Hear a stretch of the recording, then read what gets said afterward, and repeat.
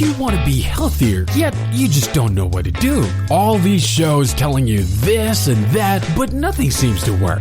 Well, listen close. Golden State Media Concepts has got something great for you. The Health and Wellness Podcast, dedicated to workout trends, healthy eating habits, diet, and everything about healthy living. Join us in our banters as we help you not just live life to the fullest, but live it to the healthiest.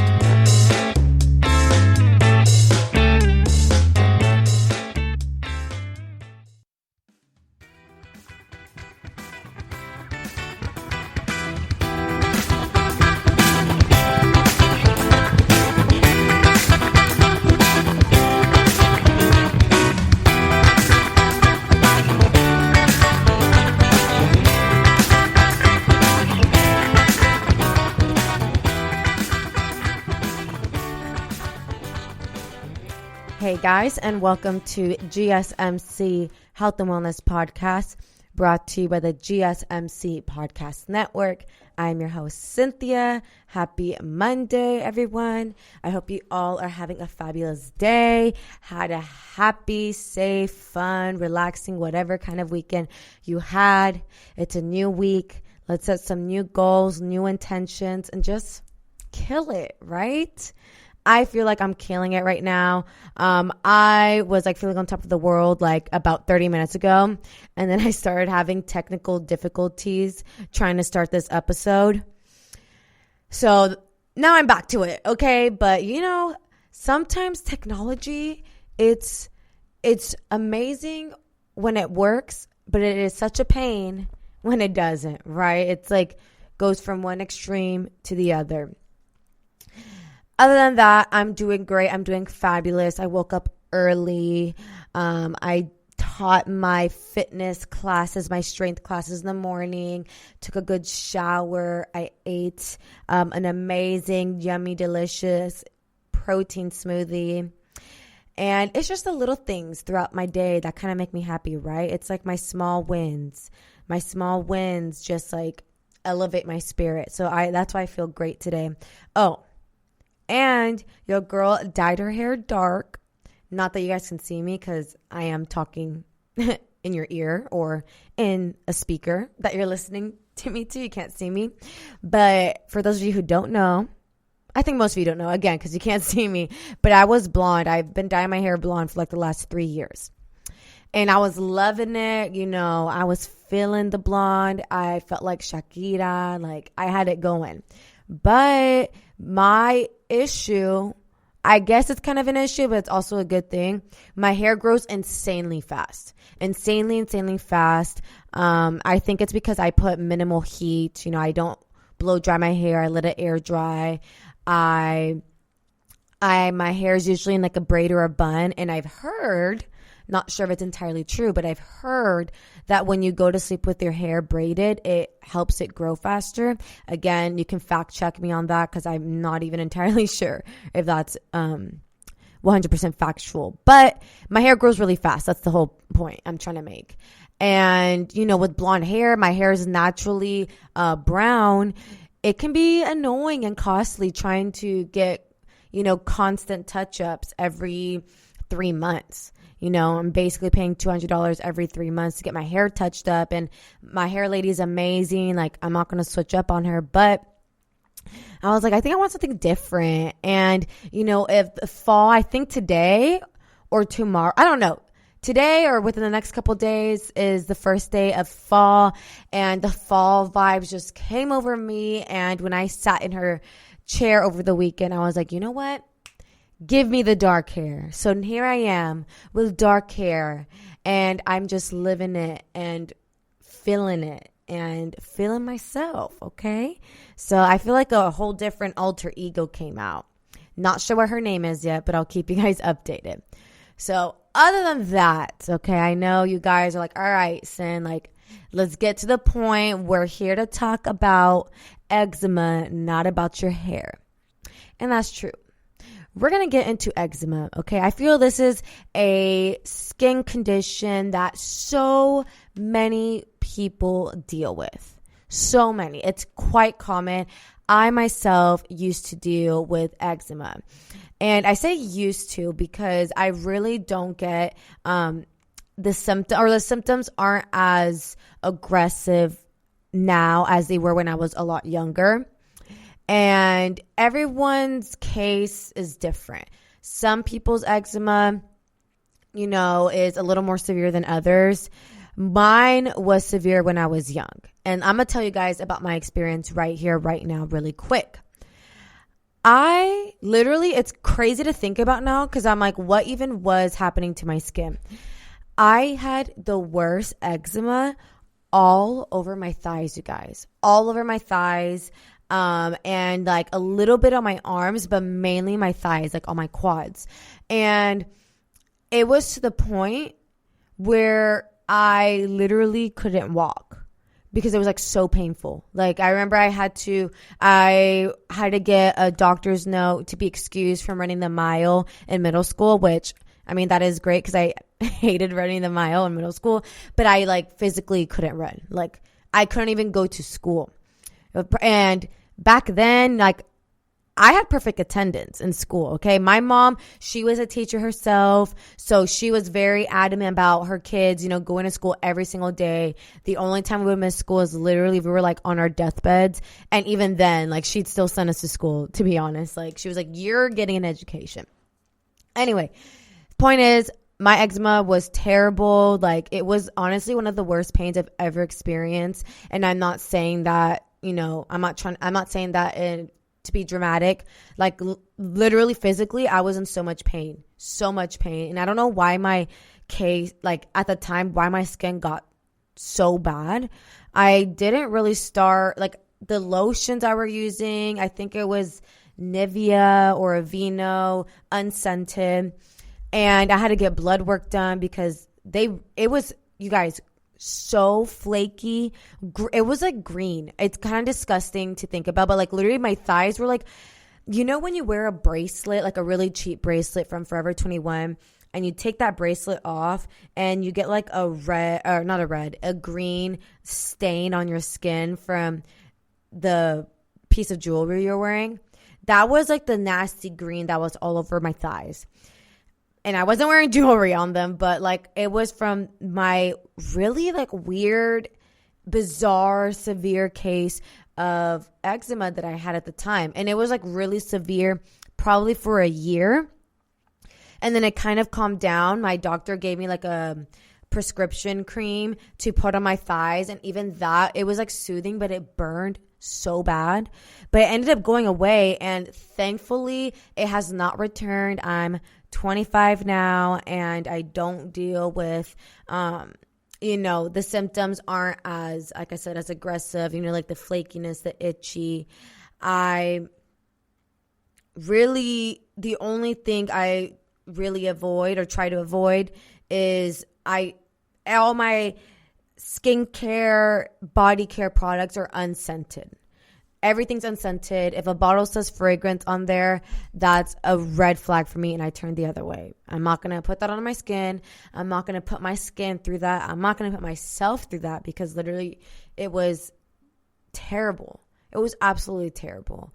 So anyway, that's my very brief, quick, I guess, story on my experience with eczema. But like I said, it is extremely, extremely common. And we're going to get into all things eczema today. So we're going to talk about a few different types of eczema. Like I said, not everyone's eczema is exactly the same. Not everyone's symptoms are as severe or long-lasting, such as mine. Mine weren't very long-lasting, thankfully. So we're going to get into the different types. We're going to get into, how long do the symptoms of eczema last? What are some common eczema triggers? Because there's a few.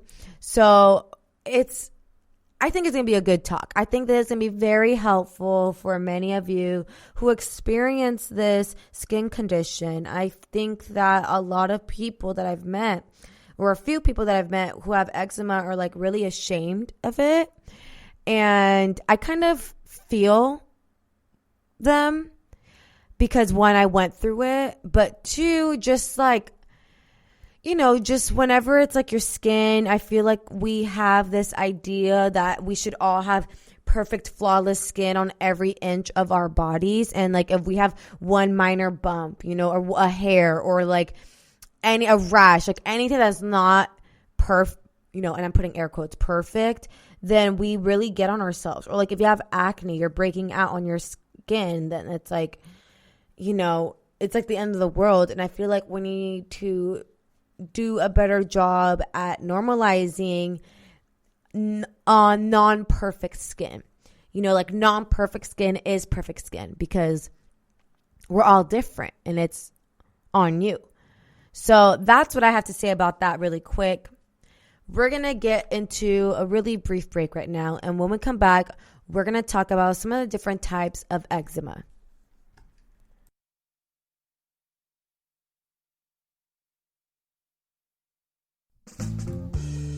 Are you looking to learn more about the latest trends from the fitness world?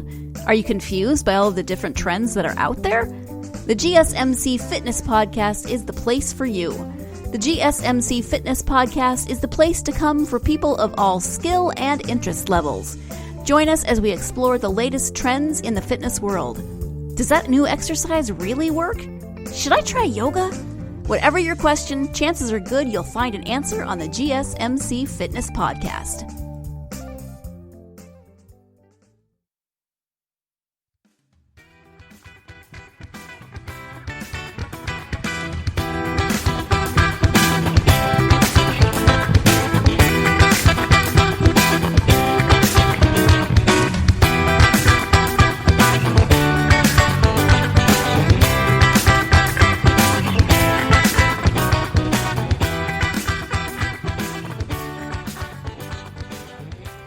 What's up, you guys, and welcome back to GSMC Health and Wellness Podcast. So let's just get straight into it, right? Let's just get right into it. If your skin itches and turns red from time to time, you might have eczema, okay? This skin condition is very common in children and adults. Eczema is also sometimes called atopic dermatitis. You might hear those two words being interchanged. And this is the most common form, atopic dermatitis. Atopic refers to an allergy. And people with eczema often have allergies or asthma along with itchy red skin. And it comes in a few other forms too. Each eczema type has its own set of symptoms and triggers. That's why I said in the very beginning, of the episode that every single person's case of eczema differs. There are some common symptoms for all types, and that includes dry, scaly skin, which I had. Like literally, you guys, I wish I would have taken a picture. I wish Instagram was a thing back then. Actually, no, I don't wish that. But I legit had, the best way I can describe it to you guys vividly is I had like mermaid-like scales. Just envision that. Mermaid-like, dry, itchy, flaky, scaly skin on my thighs. Literally green, like scaly. It was so horrendous. Anyway, like I said, some of the most common symptoms for all types of eczema, that includes what I just said, the dry, scaly skin, redness, and the itching. And the itching, it may be intense. So let's first get into atopic dermatitis. Like I said, it's the most common form of eczema. It usually starts in childhood and often gets milder or goes away by adulthood. And this is the one I had, atopic dermatitis, okay? It's basically non-existent for me now. Atopic dermatitis is part of what doctors call the atopic triad. And triad means 3. The other 2 diseases in the triad are asthma and hay fever. And many people with atopic dermatitis have all 3 conditions. Again, luckily and thankfully, I was one of the few who did not have all 3 conditions of asthma and hay fever. But I did have like the really really bad case of eczema where my skin was really scaly, flaky, itchy. So some of the symptoms in atopic dermatitis is that the rash often forms in the creases of your elbows or knees. The skin in areas where the rash appears may turn lighter or darker or get thicker. Absolutely too. Mine got so thick, like my skin felt really thick and tight. Let me know in the comments if you guys experienced this as well. What were your symptoms? Because I would really like to know and compare and, just talk it out with you guys. I'm really, really interested. Other symptoms of atopic dermatitis include small bumps. These small bumps may appear and leak fluid if you scratch them. Babies often get the rash on their scalp and cheeks. So if you have a little one at home, I've actually seen this as well with a few of my baby cousins when they're now like 8 or 9, but when they were babies, they had like a very, very mild case of eczema on their cheeks. I feel like that's really common to see on babies. Like you'll see them kind of really rosy on their cheeks and itchy and flaky. And your skin can get infected if you scratch it. So don't scratch on those small bumps. If they appear, like I said, you can leak fluid if you scratch them. And from that fluid coming out and, bacteria possibly getting in there, then your skin can get infected. And I feel like it's like with anything, right? That's what they tell you too. Like, don't pop a pimple because bacteria, your fingers are dirty and you're touching your face. And that's how more bacteria gets clogged up, more acne, et cetera, et cetera. So kind of the same with eczema. And let's get into some of the causes of atopic dermatitis. Atopic dermatitis happens when your skin's natural barrier against the elements is weakened, right? So your external environment heavily, I can't emphasize that enough, influences your skin condition, okay? This means your skin is less able to protect you against irritants and allergens. Atopic dermatitis is likely caused by a combination of factors such as genes, dry skin, an immune system problem, and triggers in the environment. Again, your external environment. So using a cream or a lotion that has ingredients that you may be allergic to that you may not even know can cause atopic dermatitis to flare up. Again, genes are another big one. I think mine was just having really dry skin because I'm going to be honest, y'all. I'm going to put myself out there. I'm about to put myself on blast right now. I used to be ashy, okay? I was an ashy girl. I did not know what moisture was in my life. I did not know what a bottle of lotion was in my life, apparently, okay? Because I never put lotion when I was younger. Never put lotion. And I think because my skin was in constant need of like moisture and thirst, I believe that's how mine possibly flared up. I don't know. I'm like at this point trying to dissect myself and see how this occurred because no one in my family, like my parents, neither of them had eczema. From what I know, none of my grandparents had eczema. My siblings don't have eczema. Like I was literally the only one out of my immediate family who had to deal with this extremely severe case of eczema in middle school. And so I don't really think for me it's so much my genes, but I think definitely my external environment caused it, especially during the winter months. And here in the Sacramento area, it's very dry.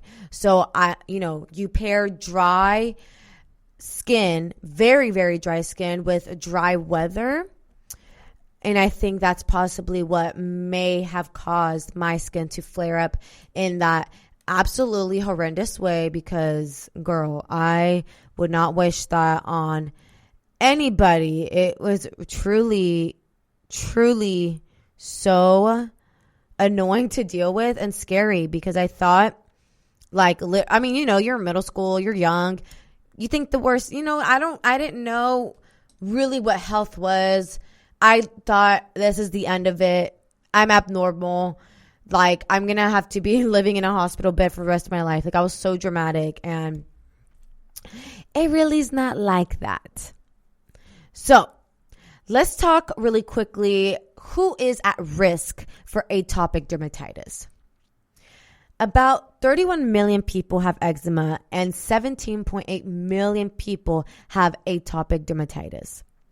Statistics from the National Eczema Association show how common atopic dermatitis and eczema are. The prevalence of childhood atopic dermatitis is 10.7% in the United States. Approximately 1 in 3 children with atopic dermatitis has a moderate to severe form. For adults, the prevalence is as high as 10.2%. So pretty, like I said, it's pretty common. I don't think the numbers are extremely, it should alarm anyone. I think, if you have eczema, it's definitely curable. It's definitely, treatable. So you shouldn't think it's like the end of the world like I did when I was younger. And according to the American Academy of Dermatology, 90% of people with atopic dermatitis get it before age 5.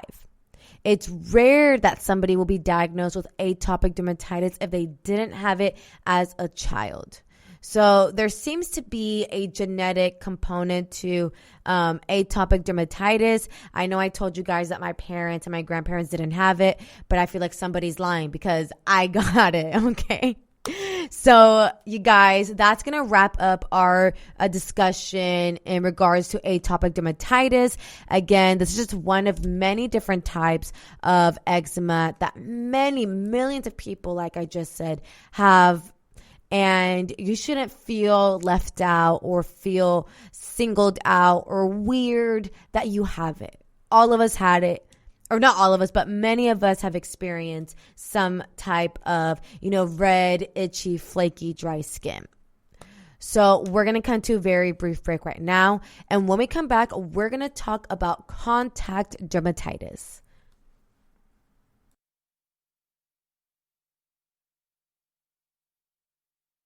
Tired of searching the vast jungle of podcasts? Now listen close and hear this out. There's a podcast network that covers just about everything that you've been searching. Hey! The Golden State Media Concepts Podcast Network is here. Nothing less than a podcast bliss with endless hours of podcast coverage. From news, sports, music, fashion, cooking, entertainment, fantasy, football, and so much more. So stop lurking around and go straight out to the Golden State Media Concepts Podcast Network. Guaranteed to fill that podcast itch. Whatever it may be. Visit us at www.gsmcpodcast.com. Follow us on Facebook and Twitter, and download us on iTunes, SoundCloud, and Google Play.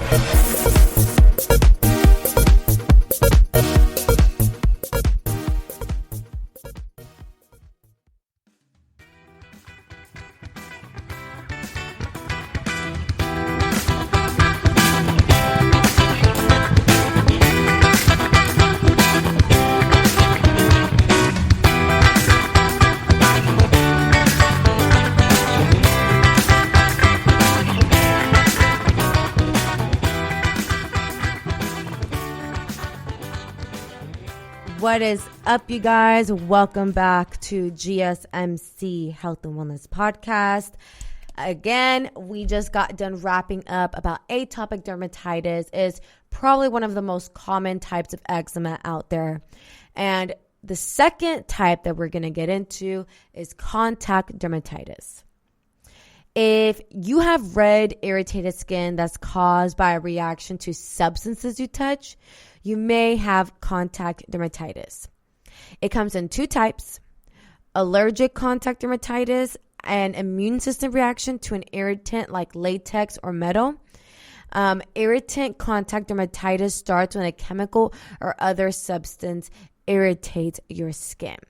And I think mine, honestly, was a combination. I know I'm like self-diagnosing myself every time I'm reading each each type where I'm like, okay, wait, I had this. I'm like, oh, wait, no, I had this.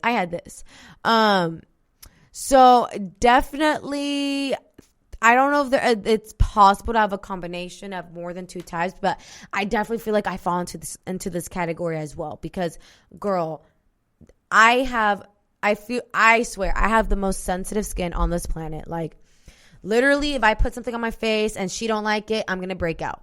That's just that. That's why like I said, everything I buy, fragrance free. And it sucks, I want to smell pretty. I want to smell cute, but I also don't want my skin to break out. So I'm going to avoid the fragrance. And the fragrance, anytime you like read a body care, skincare product and you're reading the ingredients list and it says fragrance, you should stay away. I talked about this, I think, in my clean beauty episode, if you guys want to go check that out. But it's basically just a whole bunch of chemicals smashed together, and those chemicals are obviously not the best for your skin. So yeah, again, contact dermatitis, it's in the name.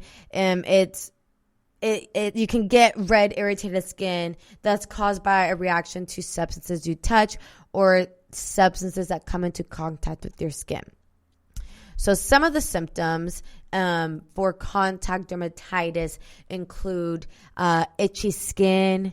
Your skin itches, turns red, burns, and stings. You may have itchy bumps called, hives that may pop up on your skin.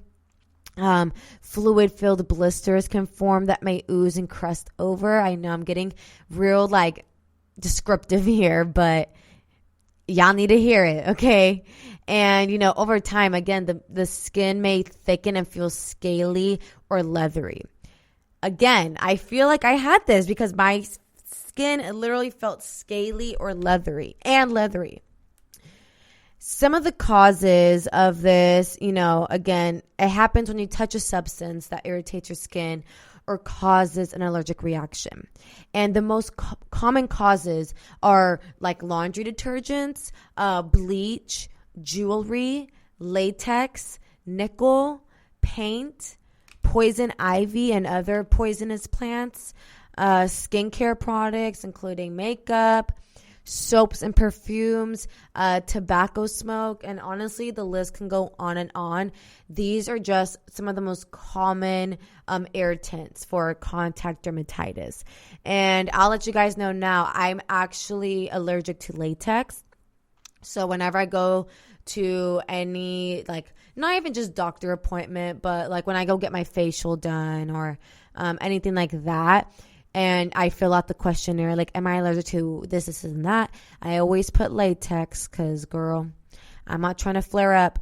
I don't care if that allergy maybe went away. I'm still, taking all the necessary precautions and saying, no, I'm allergic. Do not put me in contact with this substance or I will die. No, I'm kidding. But I definitely am a lot more careful with, things that I put on my body, on and in and around, okay? So again, external environment heavily influences. It can negatively influence or positively influence and impact your body inside and out. So definitely keep that in mind, people. So with all of this being said, right, we talked about the contact dermatitis. We talked about some of the symptoms. Again, blisters that may ooze, dry, scaly areas of skin, hives even. You can even have sun sensitivity, actually. So with all this being said, when should you go to a doctor, okay? Sometimes you may come into contact with something and you may be allergic for that instant moment, but then it goes away. So what if it doesn't go away or if it worsens? If you have a skin rash that just won't go away or have skin that feels chronically irritated, and again, chronically means for a prolonged period of time, you should make an appointment to see your healthcare provider. And if these symptoms that I'm about to read right now apply, then you may also need to see your doctor. The first one is if you have a fever or your skin showing signs of infection, such as being warm to the touch or oozing with fluid that isn't clear. Again, I know some of you may be like in your seats, we're not like squirming as me saying like, oh, oozing and things like that. But we got to get through this, y'all, okay? There's important stuff because you may know somebody who has eczema and may benefit from this information. So even if you don't have eczema, pay attention. Also, the rash distracts you from your daily activities. If your skin is literally holding you back from performing your best at school or at work, or even just doing daily tasks such as driving, washing dishes, go see your doctor, okay? Or if the rash is becoming more and more widespread, or the reaction is on your face or, genitalia, or just overall if your symptoms are improving. If all of these symptoms, or one of these symptoms apply to you, go see your healthcare provider ASAP. If your doctor thinks allergic contact dermatitis may be to blame, they can refer you to an allergy specialist and, possibly like give you a cream or might even do blood work. Like I said, that was in my case.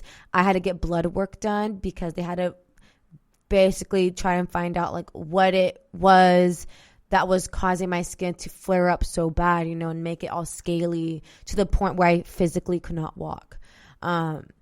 So definitely go to the doctor if it's that severe.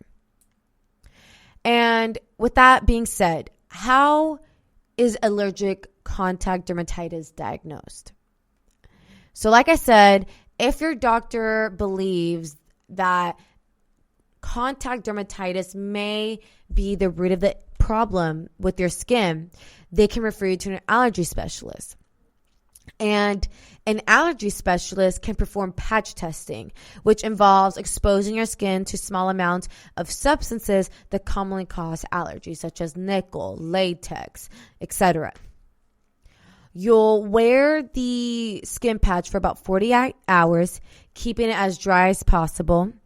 And after a day or so, you'll return to your doctor's office so they can look at the skin exposed to the patch.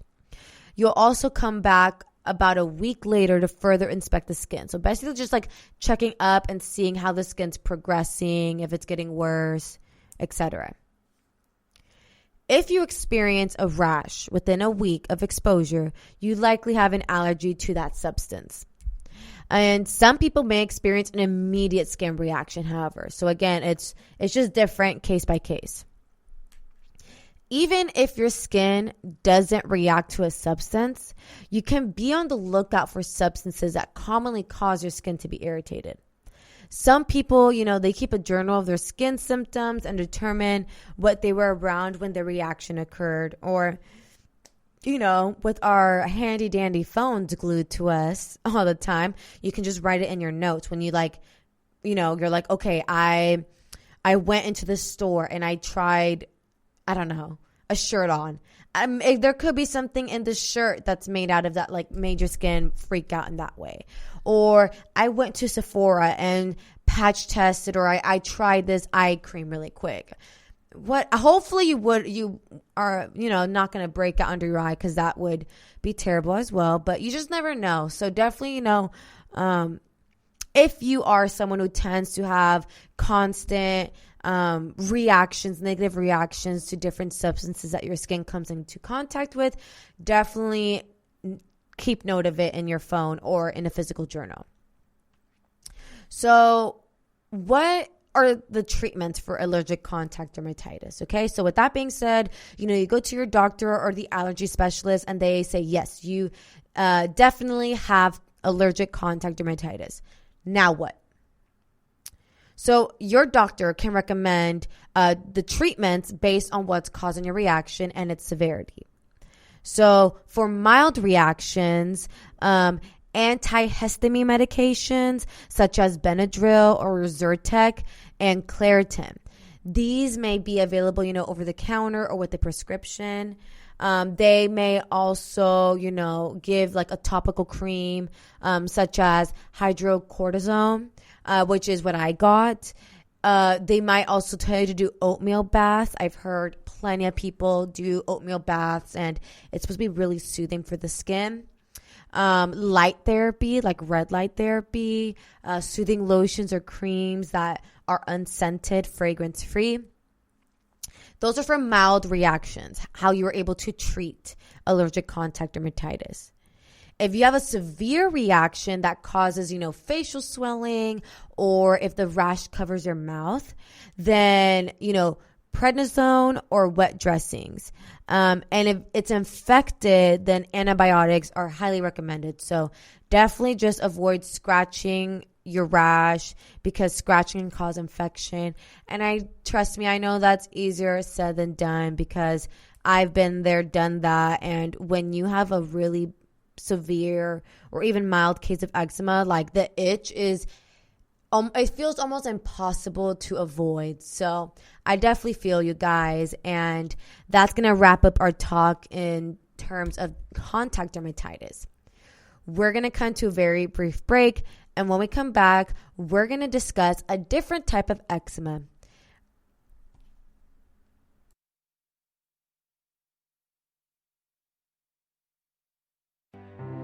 The GSMC Life and Happiness podcast takes you on a journey of exploration. We'll discuss tried and true methods alongside the latest trends of how to best live your life to its fullest and happiest. From psychology to meditation, science to self-help books, the GSMC Life and Happiness podcast will help you to discover what makes you happy and how you can live life being the best you possible. Download the GSMC Life and Happiness podcast on iTunes, Stitcher, SoundCloud, Google Play, or anywhere you find podcasts. Just type GSMC in the search bar.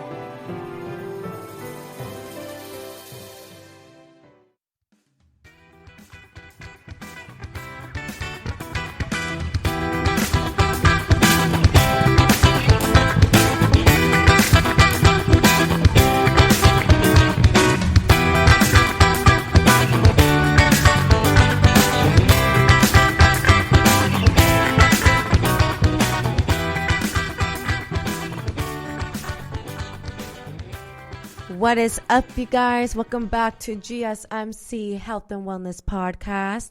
And thank you for just keeping tuned in to more talk of eczema, skin conditions, Again, I feel like this is like information that can be applied to anyone.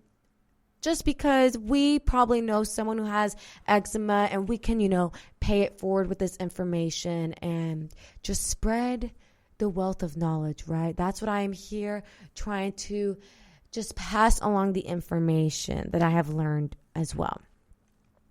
So the next type of eczema that we're going to be talking about is dyshydrotic eczema. And this specific type causes small blisters to form on your hands and feet. And it's actually more common in women than men.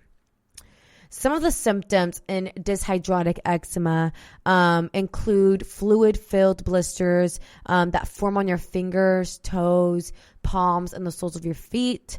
These blisters may itch or hurt, and the skin can, crack, flake, become scaly-like. And some of the causes of dyshydrotic eczema, they can be caused by multiple of things. They can be caused by allergies, damp hands and feet. So if you live by the beach and you're in a wetsuit a lot, you're in a wetsuit, you're in the ocean water, you are sweating in your wetsuit, and all of that moisture is being retained in the suit, and that can cause, those blisters that may itch and hurt. So definitely damp hands and feet are a major, major cause of dyshydrotic eczema. It can also be due to exposure to substances such as nickel, cobalt, or chromium salt. And lastly, stress. I feel like stress causes everything, right? Like if you have a headache, it's stress. If you're dehydrated, I feel like everything is like stress just causes everything. So, again, This is just a skin condition in which blisters develop on the soles of your feet and or palms of your hands. And the blisters normally last for about 2 to 4 weeks. And like I said, may be related to a multiple of things such as seasonal allergy, stress, damp hands, wet, all of that stuff. So who is at risk for developing dyshydrotic eczema? Doctors believe that you have a greater chance of developing the condition if you're experiencing a high level of stress, either physical or emotional, or have allergies. Some doctors also think that dyshydrotic eczema may be a type of allergic reaction. So again, maybe if you're a boxer, you wear those gloves, and those gloves, it's a lot of moisture, heat being retained, you're sweating, you're being active, and I don't know, say you don't wash your hands. That right there can develop dyshydrotic eczema. You may be more likely also to develop dyshydrotic eczema if your hands, or feet are often moist in water, or if your work exposes you to metal salts, like I said, such as chromium and nickel. And as far as, dyshydrotic eczema in children, I'd say in the umbrella of eczema, of all the various types of eczema, I say atopic dermatitis is more common in children and infants than in adults. I briefly said this already, mentioned this already in the beginning of the episode. About 10 to 20% have some form of eczema. However, half will outgrow atopic dermatitis or eczema by adulthood. Hello, I'm one of them. And conversely, dyshydrotic eczema can affect children, but it's usually seen in adults ages 20 to 40. So if you're within that age bracket and, you're experiencing blisters in your feet, the palms of your hands, your fingers, and it's just very uncomfortable and itchy, and you may be exposed to moisture or water, then you may have dyshydrotic eczema. So if you have dyshydrotic eczema, again, you'll notice blisters forming on your fingers, on your toes, your hands, your feet. And these blisters may be more common on the edges of these areas, and will probably be full of fluid.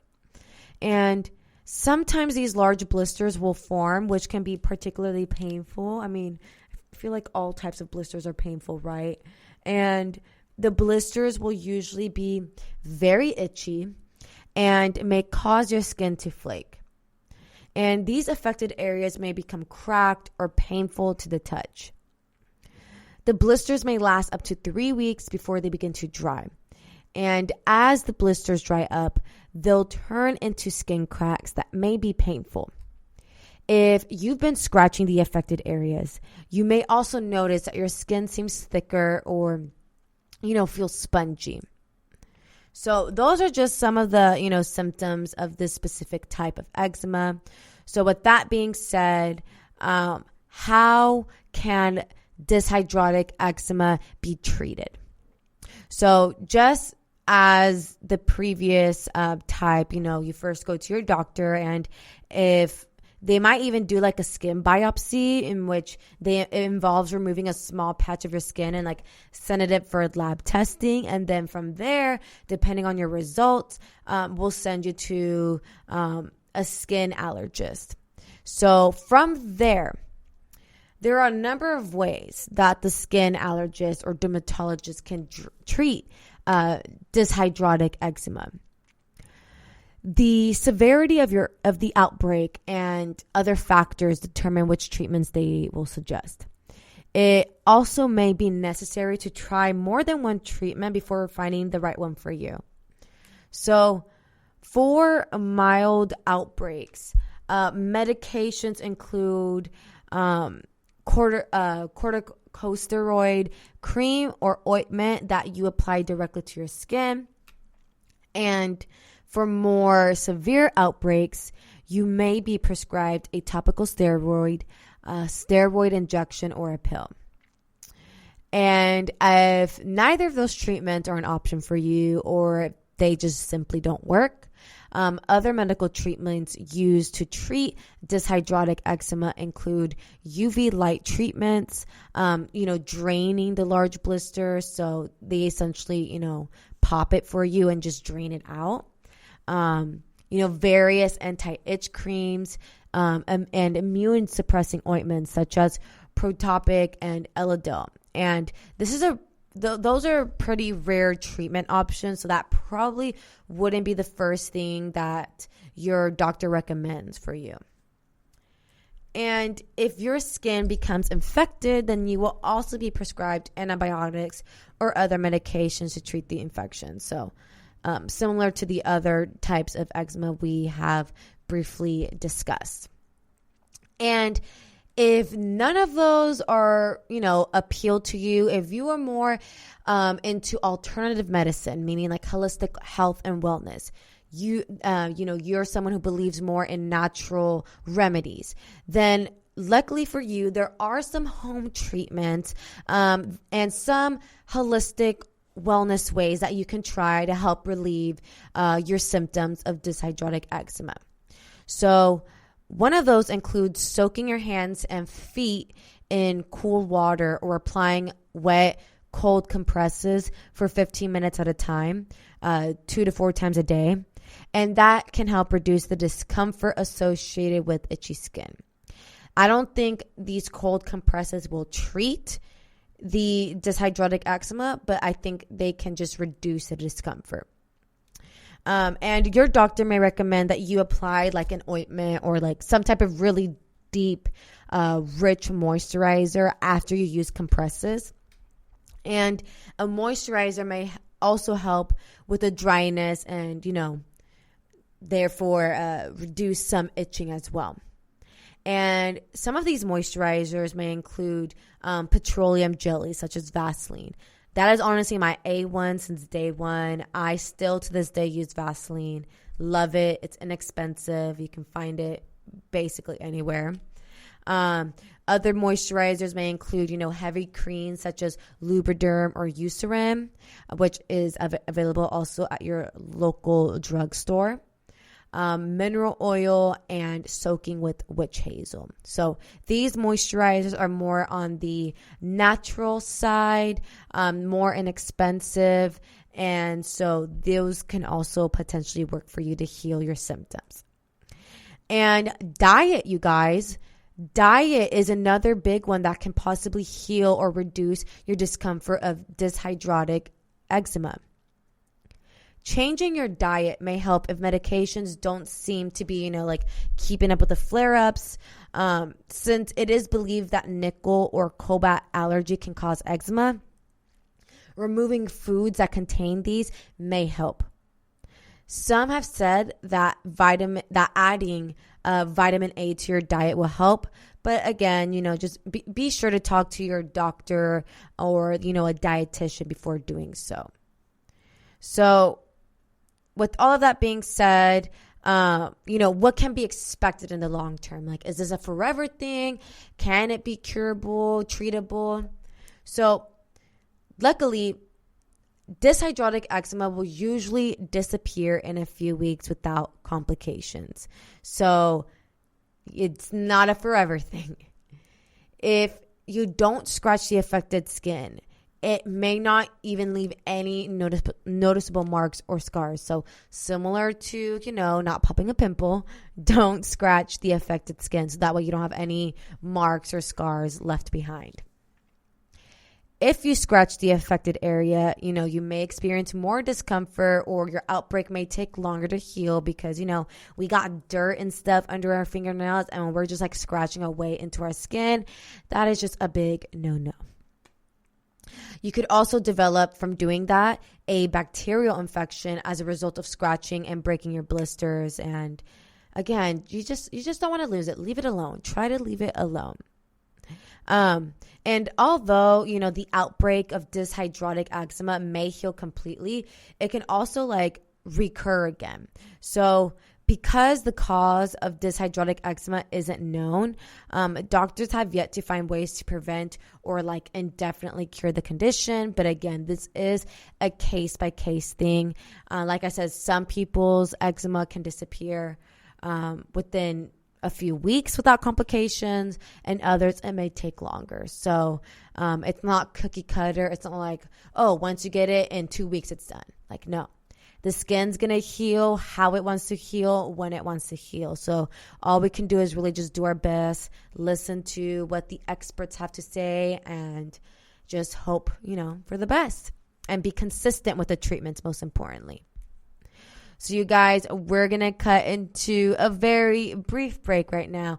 And when we come back, we're going to get into our final type of eczema.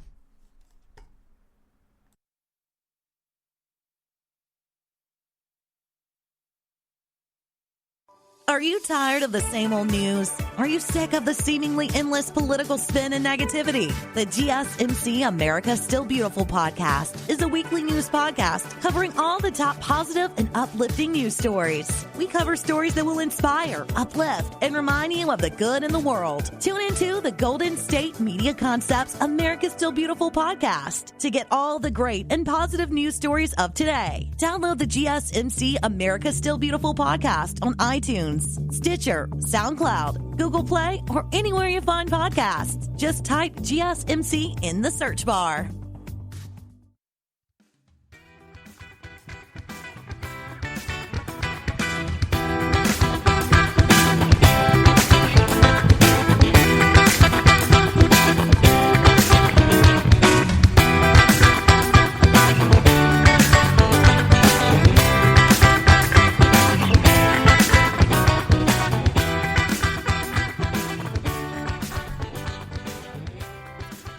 Hey, you guys, welcome back to GSMC Health and Wellness Podcast. We're now into the final stages of today's episode, getting into our final segment, and we're going to be discussing nummular eczema, okay? This is a newer type, not a newer type, but at least for me, it's a newer type of eczema that I've heard about. The other ones I've heard about in ever since I had eczema when I was younger. So I've heard kind of here and there, but nummular was definitely a newer one for me personally. And this type of eczema causes round, coin-shaped spots to form on your skin. So the shape is like what really like stood out to me. And the word nummular means coin in Latin. And this specific type of eczema looks very different from other types of eczema, and it can itch a lot. So again, the biggest thing with this one is that it's round, it's coin shape. It's a chronic condition that causes coin-shaped spots to develop on the skin. And these spots are often very itchy and well-defined, and they may ooze clear fluid or become dry and crusty. I don't know why I like that word, but it like grosses a lot of people out, but I like crusty. So nummular eczema, it often appears after a skin injury, such as a burn, abrasion or insect bite. And the condition may result in one patch or it looks almost like multiple patches of coin-shaped lesions. And the patch can last for several months. So nummular eczema tends to occur more often in men than in women. And men usually have their first, episode between ages 55 and 65. So a little bit older, nummular eczema isn't as common or found in children or infants. And if women get nummular eczema, they typically get it during adolescence or young adulthood. Though the symptoms of nummular eczema can be bothersome, they can be treated with antihistamines and topical medicines. And, don't freak out if you're listening to this and you hear the word lesions. It's a very scary impact. Oh my God, lesions. it isn't contagious. So if your hubby or your wifey or your bestie has nummular eczema, don't fray. It isn't contagious, which means it cannot be passed from one person to another through direct skin contact, unlike the coronavirus we are all going through in this pandemic. So with that being said, what are, the symptoms of nummular eczema? How can we detect if we might possibly be suffering from this skin condition? The most common and noticeable symptom of nummular eczema is, like I said, it's a patch of coin-shaped lesions on the body. Like they're literally round, okay? And the lesions frequently develop on the arms or legs, but they also may eventually spread to the torso and hands. But typically, like right away, you can spot them on the inside of your arms and legs. They may be brown, pink, or red. And like I said, they itch, they may burn, and some of these lesions may ooze fluid and eventually crest over. And the skin around the lesions, just like, other different types of eczema, is, typically red, scaly, and inflamed. So definitely call your doctor if you believe you have nummular eczema. If it's left untreated, you guys, a secondary skin infection could develop. And why would you want that? It's already bad. Why would you want to make it worse? So once this occurs, a yellowish crust will form on the infected lesions, and it will just go downhill from there.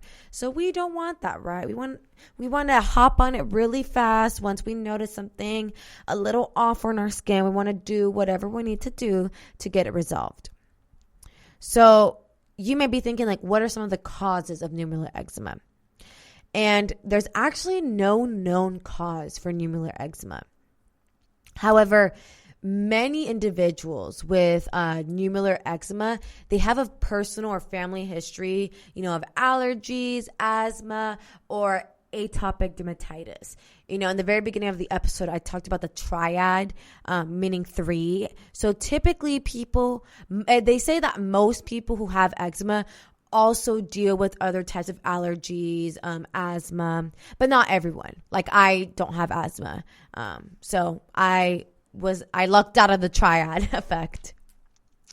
Atopic dermatitis, again, you guys, is a skin condition that causes itchy or scaly rashes, and people with nummular eczema also tend to have sensitive skin that gets irritated easily.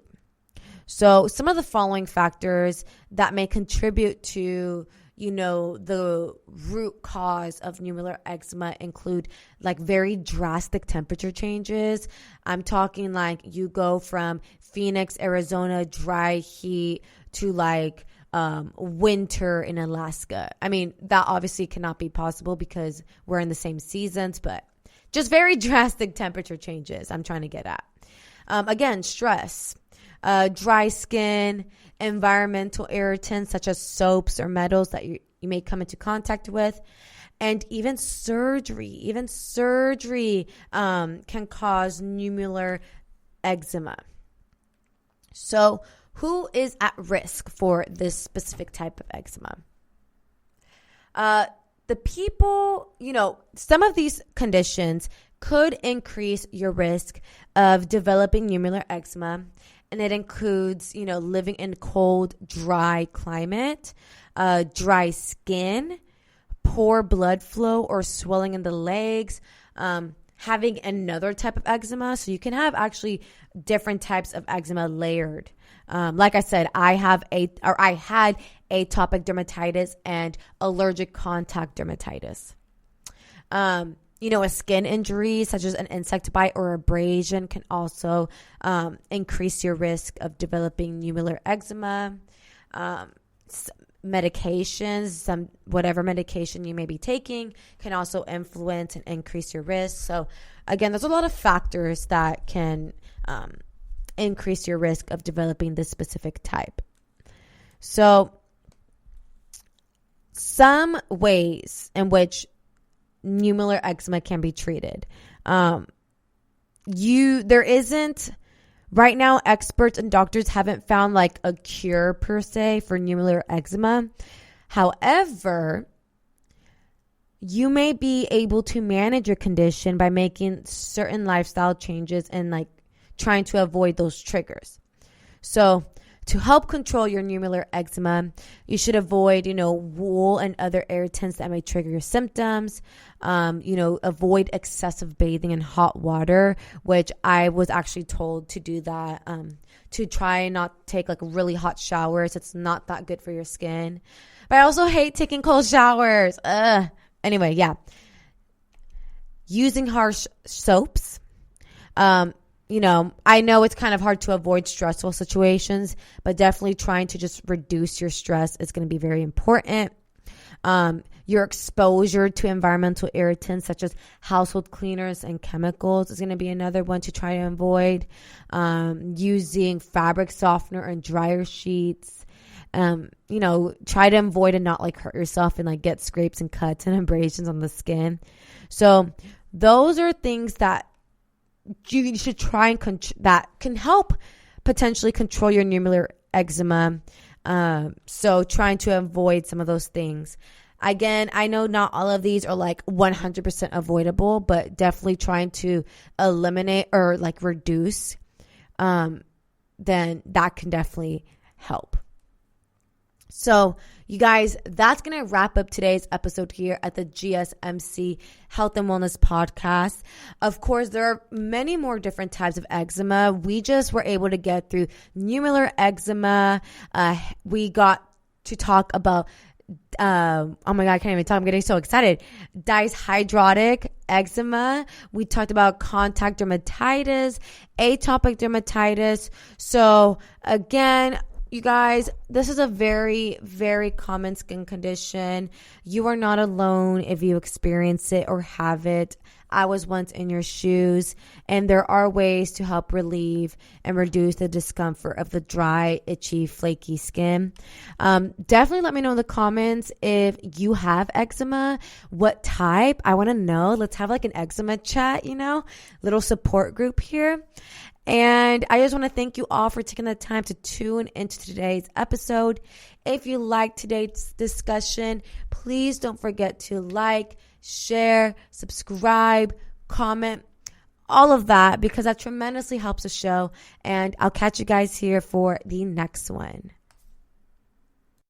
You've been listening to the Golden State Media Concepts Health and Wellness Podcast, part of the Golden State Media Concepts Podcast Network. You can find this show and others like it at www.gsmcpodcast.com. Download our podcast on iTunes, Stitcher, SoundCloud, and Google Play. Just type in GSMC to find all the shows from the Golden State Media Concepts Podcast Network, from movies to music, from sports to entertainment, and even weird news. You can also follow us on Twitter and on Facebook. Thank you, and we hope you have enjoyed today's program.